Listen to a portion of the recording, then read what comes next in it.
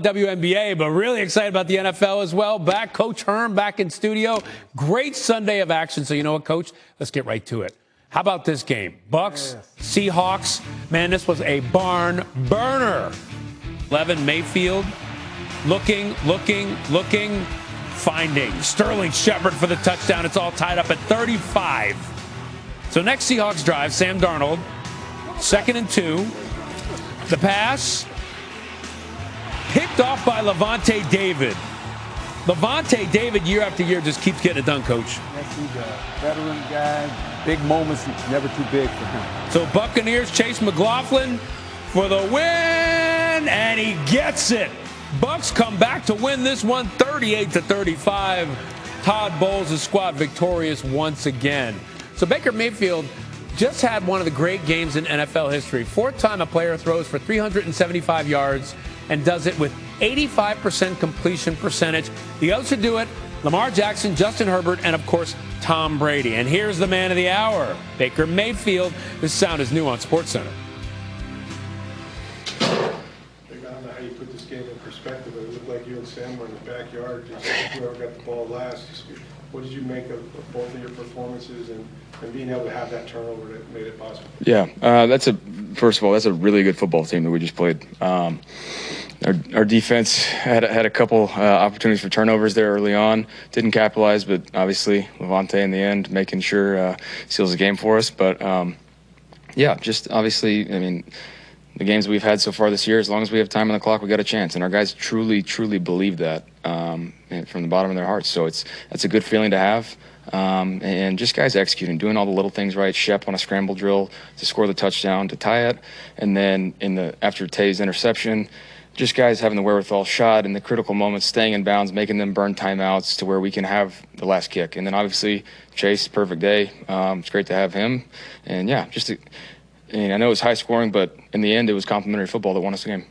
Baker, you came into this game with more deep attacks on either quarterback. In the first half, it was more seemed like short to intermediate. Was that a plan, or was it just what you were seeing?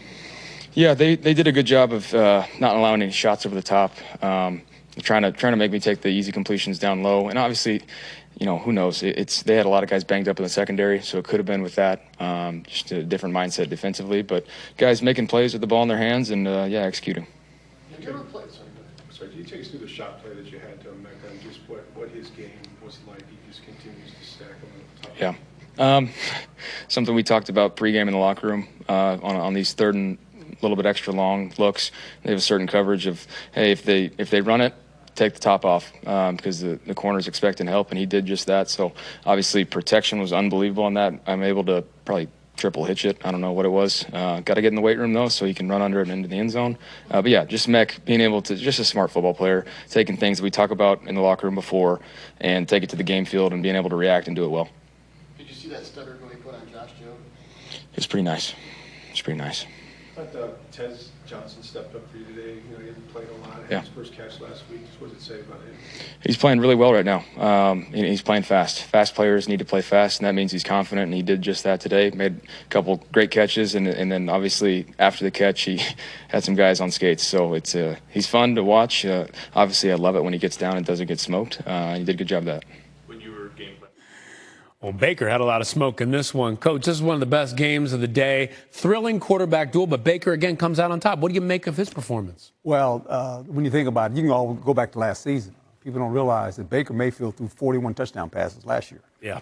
And he's continued to play at that high level of when the 4th quarter shows up, it's never too big for Baker Mayfield. He's going to win. Yeah. And that's a belief. Remember, the only blemish they have is against the Philadelphia Eagles. Mm-hmm. Right? This is a 4-1 football team. They're a good football team. They're a great football team. And by the way, Emeka Egbuka playing in front of his home crowd, 160 yards receiving, a touchdown, and he's a rookie. Yes. But you mentioned the only team that lost to was the Eagles. Let's talk about the Eagles, because those Eagles didn't have such a good afternoon, folks. Let's get to this one. Facing the Broncos. Now, check this out. Philly, of course, coming in undefeated. Hadn't lost a home game in over a year. Facing Bo Nix and the Broncos. Early 4th quarter, Broncos were down 17-3. But here's J.K. Dobbins punching it in. Now it's 17-10. Under 8 minutes to go in the game. 1st and 10 from the Eagles' 11. Nix rolling, finding Evan Ingram. Tackling not so great. He gets in for a touchdown. Bad tackle. Oof. Sean Payton decides to go for it. Going for two, Troy Franklin getting it done. Broncos now up 18-17. Eagles, one final chance, 4 seconds left. They're down 4. Jalen Hurts looking all this time into a sea of defenders. And that's how it usually ends up. Incomplete. Broncos storm back to win it 21-17. The Eagles get dealt their first loss of the season. And, Coach, I got to say this. You and I have been talking about the Eagles every single week. You've been ringing the warning bell for weeks about this team. What is the matter with Philadelphia? At times, struggle playing complementary football. One side might play well, the other side kind of, and then they're sporadic. And they've won games, and every time they win, we go, well, they won another one. It finally caught up to them. This might be a warning to them now. They might have to sit back and look at this and go, hey, we've played games like this, but we've won. And when you win, it covers up a lot of things. But when you look at this offense, it had a lead. The defense had a lead. You know, and at home, and you give up that lead, you know, and that's deflating. That's kind of one of those deals. If you're a player, you're looking at this and going, wait a minute, what just happened? Yeah. Well, reality hit. We got to fix it. They can fix it. They're a good football team. Okay. But this is a good wake-up call for them. Maybe this is part of what A.J. Brown was talking about last week when he was sending cryptic tweets. This is not going well for the Eagles. We'll see where it goes from here. Now, speaking of not going well, the Cardinals, they were very much in control in this game against the Titans. So good for the Titans, but I mentioned earlier, DeMarcado for the Cardinals, going up 72 yards or so, dropped the ball right before going in the end zone. That would have made the difference in this one. What do you make of this game? Well, it's good for Cam Ward. When we saw him last week at his press conference, he said we bleep. Yeah, and he put it on a t-shirt. And he played fairly decent. I mean, he really did. And this is a good sign because this is the quarterback of the future. And here again, the Cardinals, you know, when you look at this, it's another game they let slip away. Yeah.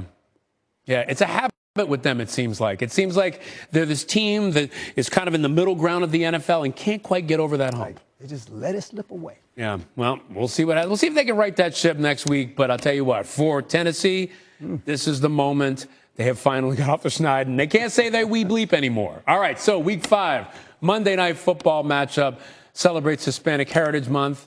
It has Patrick Mahomes and the Chiefs in Jacksonville taking on Trevor Lawrence and the Jaguars. 8 Eastern, 5 Pacific on ABC, ESPN, ESPN Deportes, and the all-new ESPN app with Peyton and Eli once again on ESPN2. They got special guest Glenn Powell with them. Coverage kicks off with Scott Van Pelt and Monday Night Countdown crew in Jacksonville at 6 Eastern. We got another wild Sunday afternoon in the NFL. Look at these games. Coach Herm Edwards joins us. I'm pretty sure he's got a lot to say about the Eagles and a lot more. But first, Cam Ward. We're going to hear from him after this break that he's